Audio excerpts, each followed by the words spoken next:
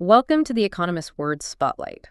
When we read about these massive political shifts, how often do we actually stop and realize that, well, the full story is often right there, embedded in the most powerful words the writer chooses? How do we unlock that strategic, precise meaning, especially when we're trying to analyze a major shift in world politics like the one in Japan? That is exactly what we're here to do today. We're looking closely at the language in the Economist piece called Victory for Japan's Polarizing Iron Lady, Takeichi-sane. And our mission isn't just to, summarize the news. It's really to reveal the intense ideological and strategic pressures shaping Japan's future. We'll do that by focusing entirely on the 15 most potent vocabulary words used in this text. Right, so we're giving you, the listener, the essential linguistic toolkit here. You'll understand not just the fact of Takeichi's ascent, but also the underlying severity of the crises she inherits. Okay, let's get into it. Let's unpack this language, starting with how the article actually announces her arrival. Yes, the very first word really sets the tone. Heralds. The original sentence reads, "She heralds a bracing new era of combative politics in Japan." Heralds. Okay, so that means to announce something important is beginning. But here, pairing it with combative politics, well, that really emphasizes her rise as a definitive, maybe even aggressive turning point.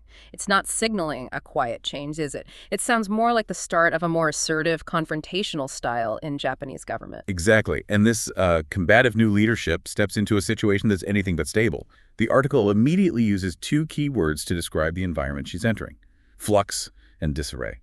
The source says, her ascent comes with the LDP in crisis relations with America, Japan's chief ally in flux, and the regional security environment in disarray. Right, let's look at those side by side. Flux, that describes the uncertain, constantly changing nature of Japan's relationship with America, its main ally. It suggests this ongoing instability, like the ground is shifting under their feet. Precisely. And then disarray. That applies to the regional security situation itself. Disarray means, well, total disorder, confusion, a real lack of organization. The writer uses these two distinct words, flux and disarray, to paint a picture of crisis on two levels: active uncertainty in the alliance and sheer chaos nearby. That pairing really highlights the tense, unpredictable situation, doesn't it? It amplifies the huge challenges waiting for Takeichi. But how did the LDP even reach this point, where such a, combative leader seemed necessary? The article suggests the answer lies in how voters reacted to the previous government, using the word alienated. It notes, scandals over political fundraising and campaign tactics alienated voters. Alienated. To alienate voters means making them feel estranged, disconnected from a party they might have once supported.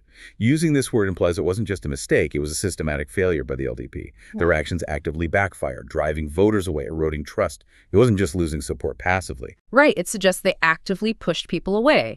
And the result of that, it's summed up with a pretty striking word: drubbings. The article says, following drubbings in both lower and upper house elections that left the LDP and its coalition partner ruling with a minority in both chambers for the first time in its history. Drubbings.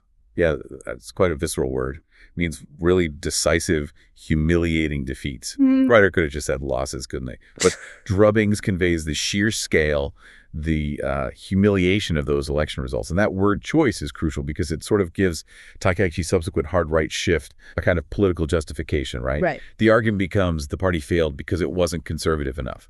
Okay, so we've established this context of profound crisis defined by flux, disarray, and these humiliating drubbings.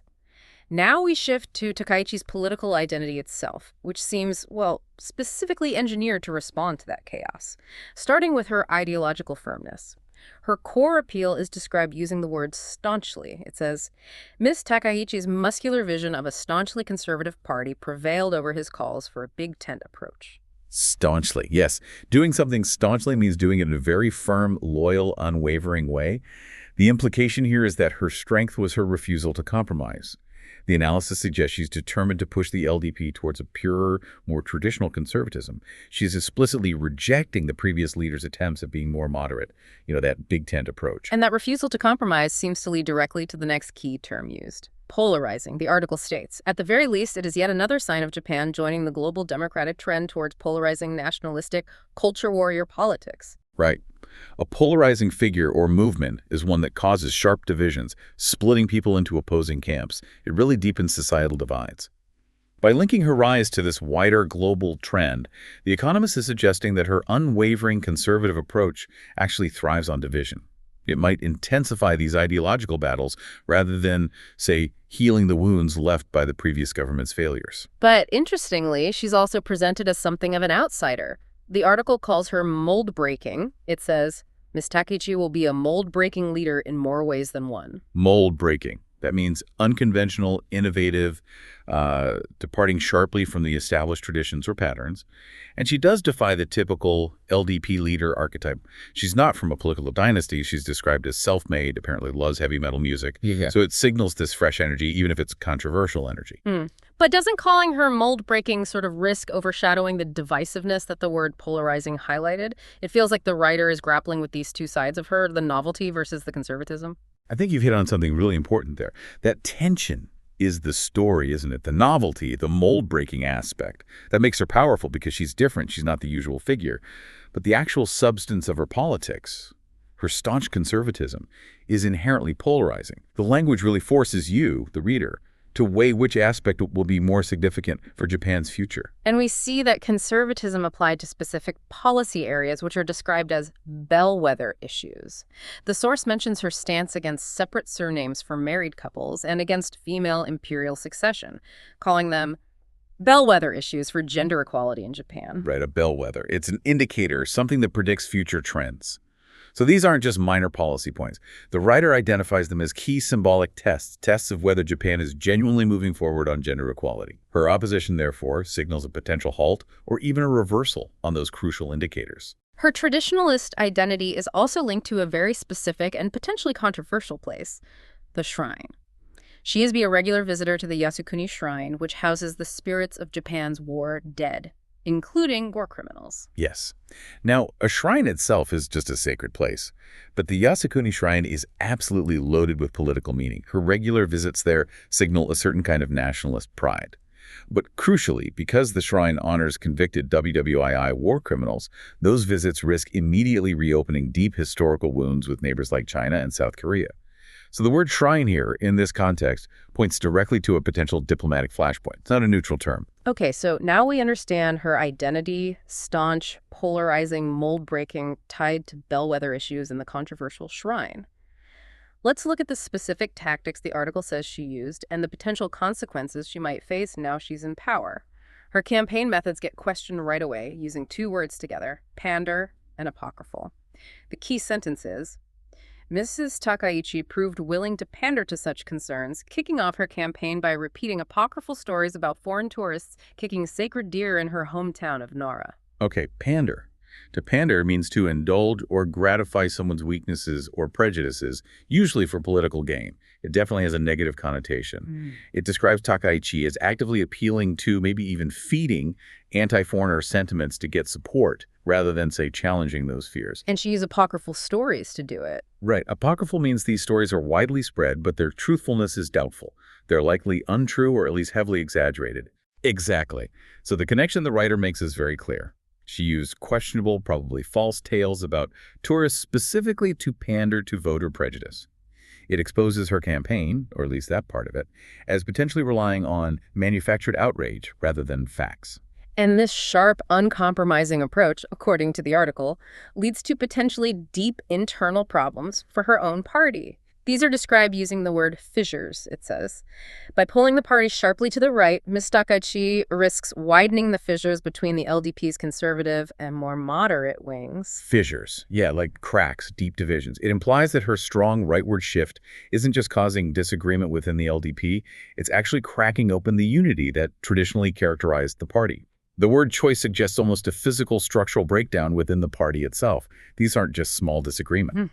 And those internal cracks, those fissures, they have immediate external consequences. They allow the opposition to peel away centrist voters, the article notes. She will open opportunities for more liberal opposition forces to peel away centrist voters. To peel away supporters means to gradually draw them away from a group, often because circumstances have changed or through persuasion. This really captures how Takaichi's more extreme stance could, perhaps unintentionally, push moderate LDP voters right into the arms of her liberal opponents. Her hardline victory could end up being a strategic gift to the opposition. And finally, her policies don't just risk alienating voters or splitting her party, they could endanger the LDP's entire ruling coalition. This risk is described with a very high-stakes word: imperil. She may also imperil the LDP's alliance with Komeito, its dovish coalition partner for the past quarter century. Imperil. To imperil something is to put it in serious danger at grave risk. This feels like the most significant consequence mentioned. Komeito isn't just any partner. It's the LDP's long-standing, more pacifist ally. They provide crucial votes and a sort of moderate balance. So her more hawkish policies don't just threaten that alliance. The article says they imperil it. That suggests a potential crisis at the coalition level, which could destabilize the entire government. Wow, okay. So by really digging into the strategic choice of these 15 words, from the impact of drubbings to the structural danger implied by Fissures and Imperil, we definitely move past just the surface news story. Absolutely. We start to understand the precise ideological strategy at play, and also the sheer magnitude of the political risks now facing Takaichi-sane and, indeed, Japan itself. So now, hopefully, you have that linguistic toolkit. You can analyze not just this specific article, but the broader political landscape it describes. You can start to see exactly how the political stakes are being framed, how they're being raised, and who might stand to gain or lose from this intensely polarizing shift. It's fascinating, isn't it? The LDP's whole history has really been built on seeking stability, on compromise. Yet Takaichi's victory here is explicitly framed, using words like staunchly conservative and warning of internal fissures.